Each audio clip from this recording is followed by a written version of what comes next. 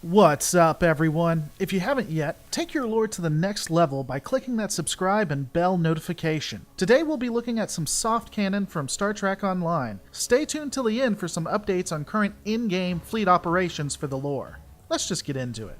When the Dominion War ended in 2375, the Alpha Quadrant thought it had saw the worst that the galaxy could offer. Little did they know that just in 29 years, they would be proven wrong. The 25th century, 2405 in particular, would see a renewed and gruesome war with the Klingons. Additionally, the Borg would begin an all-out invasion of the Alpha Quadrant. The Federation would find itself beleaguered with confrontation on all sides. The threats would be so great that Starfleet would bring every ship available out of mothballs, refit that ship with 25th century tech, and crew them with cadets and send them out to try and at least stop the invasion forces that threaten the Federation borders. This means that during the battles you would see Constitution-class ships, Miranda-class ships, and Excelsiors fighting alongside Acura, Sovereign, and Defiant-class ships. You would even see Oberth-class ships. Some things never change. It would be hard to see, but the Federation would be making gains in their war with the Klingons. Every step forward would come at a cost of hundreds to thousands of lost Starfleet lives, but they would be gains nonetheless. On the front lines of this battle was the crew of the USS Lore, NCC N4875-B. An Acura-class ship, the crew of the Lore had been there at the very start, when the Borg first invaded, and had fought dutifully together throughout the Klingon War. Due to the effectiveness of the crew and their captain, Jaloran Chambray, the crew had been able to stay together when reassigned to different ships. Ultimately, they would find themselves on the USS Lore, fighting in the Klingon Federation War at horrific odds. After intense clashes with the Klingons and even identifying an undying conspiracy to keep the war moving forward to weaken both powers, the USS Lore would be ordered back to space dock for refit and some R&R. There would be more to do, of course, but the ship was in bad need of its weapons and defensive systems being updated, and the crew was exhausted. They would not find the rest they needed, however, when Temporal Agent Daniels would reach out to Captain Chambray. Daniels had discovered that terrorists were once again attempting to change the timeline, and these terrorists had found a way to not be detected in the time stream.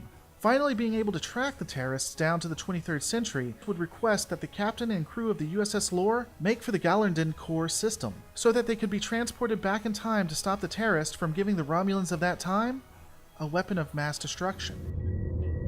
Thank you for coming. My name is Daniels. In case you're wondering, this is a temporal observatory. From here, I can monitor the time stream against any incursions. We've become aware of several temporal incidents led by rogue Nakul agents.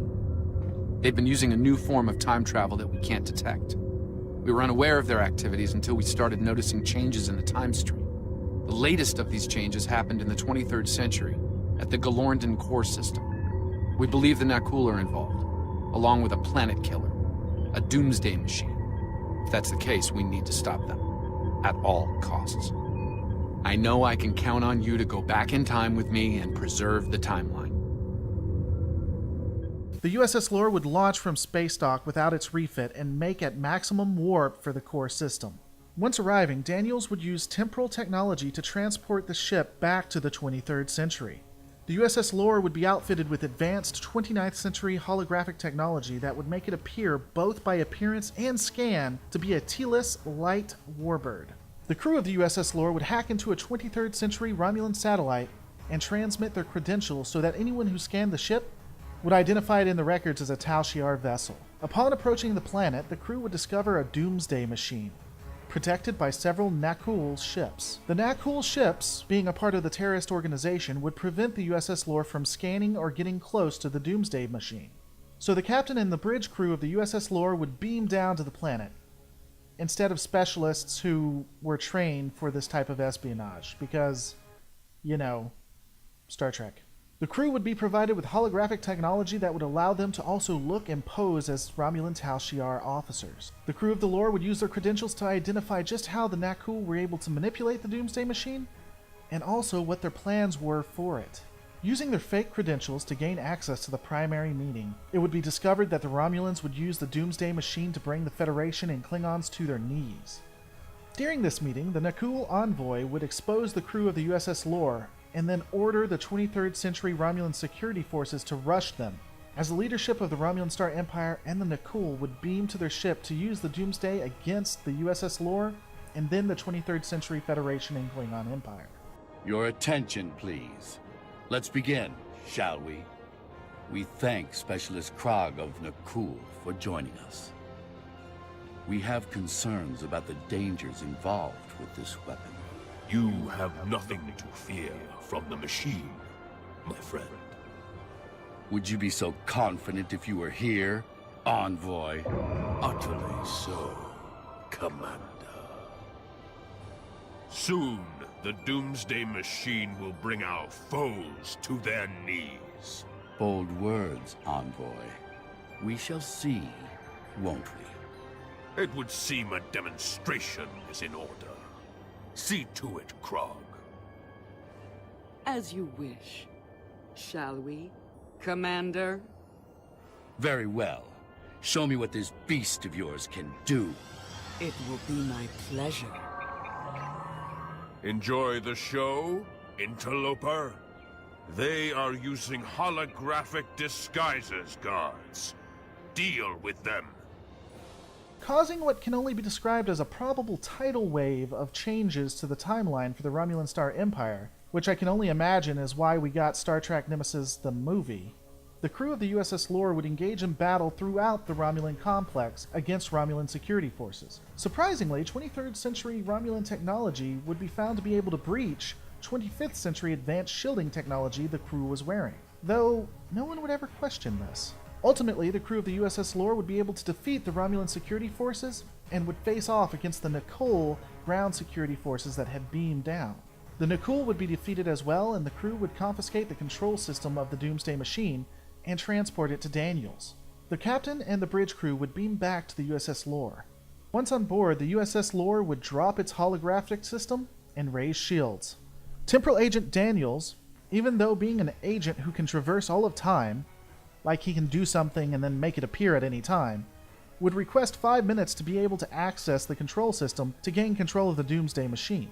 Captain Chambray would give him 2 minutes, and then engage the combined Romulan-Nakul fleet, while trying to avoid the Doomsday Machine. Interestingly enough, the Romulan fleet, 23rd century tech and soldiers, would not be amazed to see an Akira-class ship with advanced outfitted 25th century technology. Also curiously enough, 23rd century technology would not only be able to withstand the onslaught of a 25th century vessel, but cause enough damage to breach the shields of the Akira-class ship.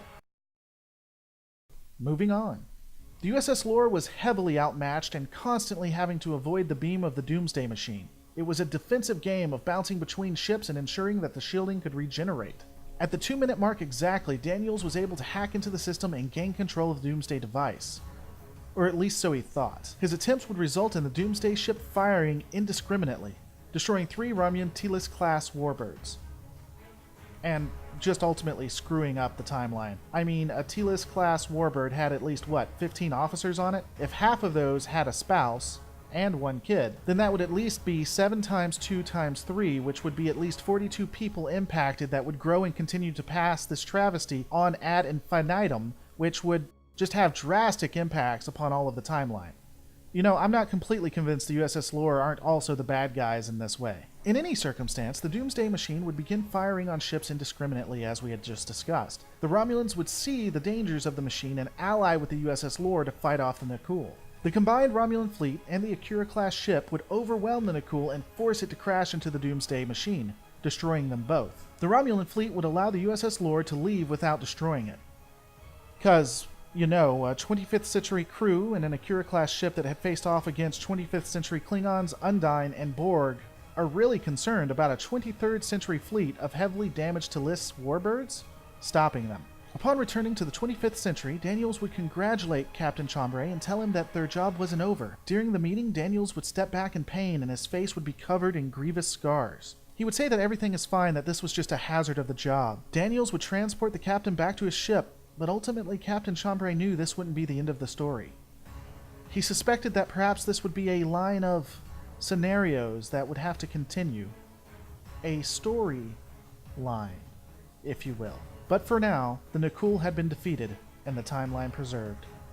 except for all the people that were killed on both ground and the ships. Somehow I feel that probably caused a dent in the timeline itself. Hey guys, if you're a part of the lore fleet, or if you want to be, then I have an actual mailing list and can be contacted at sto@lorereloaded.com. Check out the description for more information. I know there has been some issues here and there with getting people in. I'm still trying to balance YouTube with getting this fleet started. I will be starting weekly events, at least 2 of them a week, where I am solely focused on building up the fleet and nothing to do with YouTube. So just have patience with me, guys. Shoot me an email and join the mailing list. We'll also have a Discord located in the description.